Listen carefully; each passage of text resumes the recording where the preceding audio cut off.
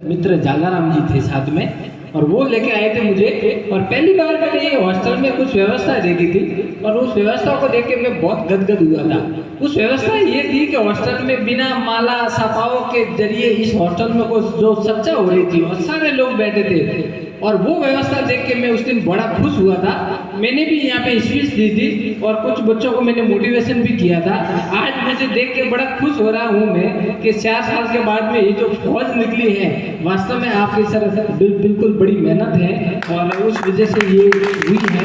और मैंने उस दिन एक बात बताई थी कि ये समाज बड़ा हुंकार और गर्व भरता है कि हम 20 से 25 लाख राजस्थान में लोग हैं। तो मैंने उस दिन बताया था कि 1 लाख लोग जिस दिन देवासी समाज में जागरूक हो जाए और एक दिन का 1 रुपया अगर किसी हॉस्टल में देना चालू कर देना तो 1 लाख रुपया हम हमेशा देवासी समाज के लिए इन बच्चों के लिए आना शुरू हो जाएगा। 1 लाख लोग अगर 1 रुपया देना चालू हो जाए ना तो हमारी समाज की दिशा और दशा दोनों बदल सकती है और ये कभी न कभी तो सफल होगी और बिल्कुल आगे बढ़ेंगे। मैं इतना ही कहना चाहूँगा कि पाली हॉस्टल एक आदर्श है। जब जहाँ पे भी जाते हैं, कभी जोधपुर जाना होता है, जालोर जाना होता है, सिरोही भी जाना होता है, लेकिन ये पाली हॉस्टल कौन सा हॉस्टल के हुक्मा राम जी वाला जो हॉस्टल है, हुक्मा राम जी जहाँ अध्यक्ष थे उन्होंने जो व्यवस्था चलाई है वो वाकई एक आदर्श है। सभी जगह ये बात होती है कि उनका जो सिस्टम है वहाँ जो बच्चे पढ़ रहे हैं वाकई काबिल तारीफ है। तो मैं तो ये बोल रहा हूँ कि जो गुरु अभी बात कर रहे थे हमें भी लगा कि ये बातें भी अंदर हो रही है क्या।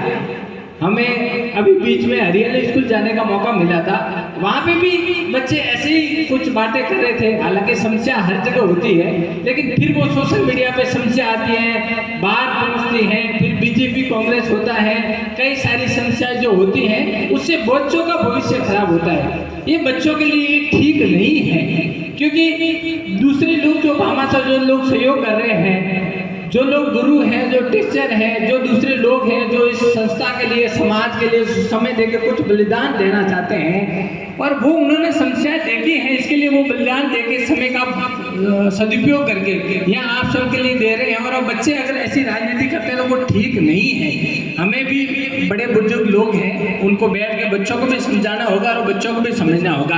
मैं तो इतना ही कहना चाहूँगा कि मित्रों अब आपको बात कहिए कि हम लोग जिस परिवेश से आते हैं, जिस बड़े मिडिल क्लास से आते हैं, हम कोई बड़े लोग नहीं हैं, हम अभी भी सक्सेस लोग नहीं हैं। आप याद करिए कि आपके पिताजी रेवड़ चलाने जाते हैं, कड़ी धूप के अंदर वो रेवड़ चलाते हैं, भूखे रहते हैं, प्यासे रहते हैं, इसके लिए कि मेरे बेटों को रेवड़ चलाना नहीं पड़े। आपकी माँ आपकी बहन इसलिए मजदूरी पे जाती है कि मेरे भाई को कभी मजदूरी करनी नहीं पड़े, मेरे भाई को कभी इतिहास शहर नहीं करने पड़े, इसके लिए वो मजदूरी पे जाती हैं, पैसे बचाती हैं और वो हॉस्टल में आपके लिए भेजती हैं, आपके पढ़ाने के लिए आपके लिए वो सपने बुनती है। अरे याद कीजिए जो लोग रेवड़ चलाते हैं और एमपी के अंदर जाते हैं, पानी गिरते हुए पानी में वो खाना बनाते हैं, आप सोच सकते हैं कि कितनी मुश्किलों को पार करके वो अपने बच्चों के लिए सपने देखते हैं कि आज नहीं तो कल मेरा बच्चा सक्सेस होगा और मैंने जो तकलीफें देखी है वो मेरा बच्चा नहीं देख सके,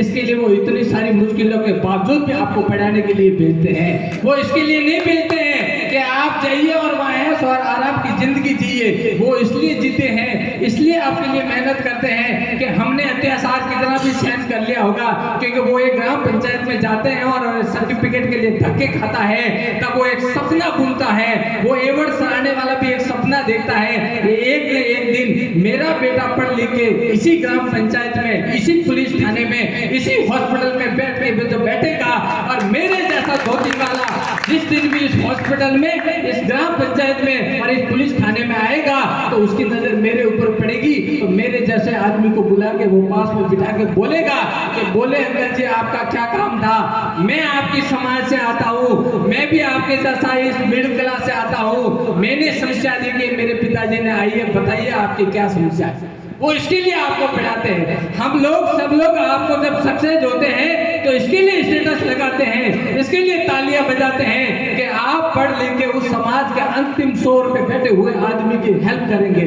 आप उस अंतिम आदमी के के समस्या का समाधान करेंगे। इसके लिए हम लोग आज भी आप जब सक्सेस होते हैं तो आपकी बधाई देने का हम लोग तांता लगाते हैं। और मैं तो बड़ा धन्यवाद देता हूँ उन सब लोगों को कि उन्होंने एक एक महीने की सैलरी दी है। मेरी तो रिक्वेस्ट है कि साल में एक बार 1 महीने की आप सैलरी दीजिए। आपके जैसे 100 भाई और यहाँ से अगर निकलेंगे तो आपकी जिंदगी बिल्कुल सार्थक हो जाएगी। और मैं एक कहानी के माध्यम से सिर्फ 2 मिनट लेना चाहूंगा और मैं अपनी बात को खत्म करना चाहूंगा। हुआ क्या एक बार मित्रों, क्या आप एक बार एक गांव में आग लग गई और उस गांव में आग लग गई तो एक पेड़ पे चिड़िया बैठी थी। तो चिड़िया को मन में विचार आया कि यार आग बहुत तेजी के साथ में फैल रही है। जिस तरह से हमारे समाज के अंदर बेरोजगारी, अनपढ़ हम लोग ज्यादा हैं, हम लोगों में आर्थिक स्थिति भी ठीक नहीं है, कई सारी समस्या है। उसी तरह से वो चिड़िया ये देख रही थी कि गांव में आग तो लग रही है यार, लेकिन उसको बुझाया कैसे जाए। तो चिड़िया ने विचार किया, उसके पास में एक कौवा बैठा था। तो कौवे को बोला कि चल कौवा, अपन दोनों जाते हैं, अपने सोच भर के लाके आए हैं और इस आग को बुझाते हैं। कौवे ने बोला, ए मूर्ख चिड़िया, तेरे सोच पर पानी से क्या आग बुझने वाली है। चिड़िया ने सोचा कुछ नहीं, ये काम करते हैं, कोशिश कर लेते हैं। चिड़िया वहां से उड़ी और तालाब के अंदर गई, तालाब से ला रही थी और सोच से वो पानी के ऊपर डाल रही थी। आग बहुत तेजी के साथ में फैल रही थी, लेकिन वो चिड़िया बार बार जाती थी, सोच पर पानी से वहां लाती थी, आग पर बैठी थी, पानी डालती थी। उसी सामने कुछ लोग बैठे थे। 4 लोगों ने देखा कि एक यार पक्षी है जो उड़ रहा है, बार बार अपने पानी से वहां पे है ना पानी डाल रहा है। कुछ कोशिश करते हैं कि अगर एक पक्षी कर सकता है तो हम क्यों नहीं कर सकते। 4 लोग अपने घर में गए, बाल्टी भर के लाके वो भी डालने लगे। तब तक दूसरे लोग देखने लगे कि यार ये 4 लोग जब बाल्टी भर भर के पानी डाल रहे हैं, इनसे आग नहीं बुझ रही है। ये कोशिश करते हैं, मेरा एक टैंकर है, टैंकर भर के लेके आता हूँ। वो लोग गए, कुछ लोग टैंकर लेके आए, कुछ लोग ढोल नगाड़े दिए, गाँव वाले कुछ लोग लोटा लेके आए, सारे गाँव वाले आए और वो बिल्कुल आग है ना बुझ गई। जब आग बुझी तो वो चिड़िया ने कौवे को कहा, ध्यान से सुनना मेरे मित्रों, उस चिड़िया ने कहा कि ये मेरे कौवे जरा सुन, मुझे भी मालूम था कि ये जो आग है वो मेरे से नहीं बुझने वाली थी, लेकिन याद रखना कि जब जब इस गांव का इतिहास पढ़ा जाएगा, जब जब गांव का इतिहास लिखा जाएगा तो मेरा नाम आग बुझाने वालों में होगा और तेरा नाम आग लगाने वालों में। तो मित्रों, बहुत सारे लोग हैं जो समाज में, स्थिति में, संस्थाओं में आग लगाने की कोशिश करते हैं, लेकिन हमेशा इतिहास उन्हीं को याद करेगा जो आग बुझाने का काम कर रहे हैं। आग लगाने वालों को इतिहास कभी याद नहीं करेगा। तो मित्रों, इतना ही कहना चाहूंगा कि संग्राम जिंदगी है, लड़ना तुझे पड़ेगा। संग्राम जिंदगी है, लड़ना तुझे पड़ेगा। अरे जो लड़ नहीं सकेगा वो आगे नहीं बढ़ेगा। संग्राम क्या है, इतिहास की कहानी, राणा सिया, भगत सिंह और झांसी वाली रानी। अरे कोई कायरा का इतिहास क्यों पढ़ेगा, जो लड़ नहीं सका वो आगे नहीं बढ़ेगा, जो लड़ नहीं सका आगे नहीं बढ़ेगा।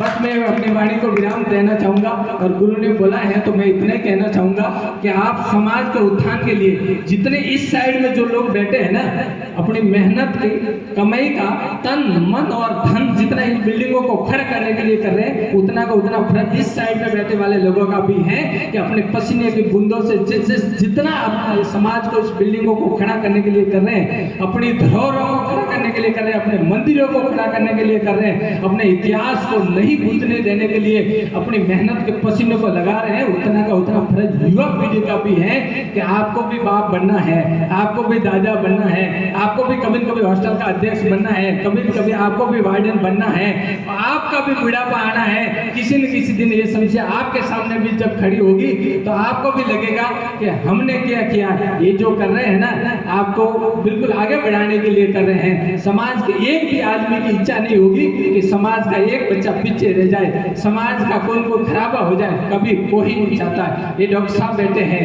इनकी भी भावना है, रात का 12 बजे है, कल हॉस्पिटल भी जाना होगा। आज नहीं, मैं जब जब देखता हूँ इनको, कई बार समाज के प्रोग्रामों के अंदर में देखते हैं, बीच में मारवाड़ जंक्शन गए, वहां पे भी जाए, बच्चों को मोटिवेशन कर रहे थे। क्यों कर रहे थे? ये सारे लोग अपना अंश दान इसके लिए करना चाहते हैं कि हम भी अगर ऊपर जाए तो भगवान के सामने ये संतुष्टि दे सके कि हमने कुछ समाज से पाया है तो समाज को हम फिर लौटा के जा रहे हैं। इसी के लिए सबको लौटाना है और लौटाना हमारा फर्ज है। इसके लिए बहुत बहुत धन्यवाद साहब और बहुत बहुत शुक्रिया।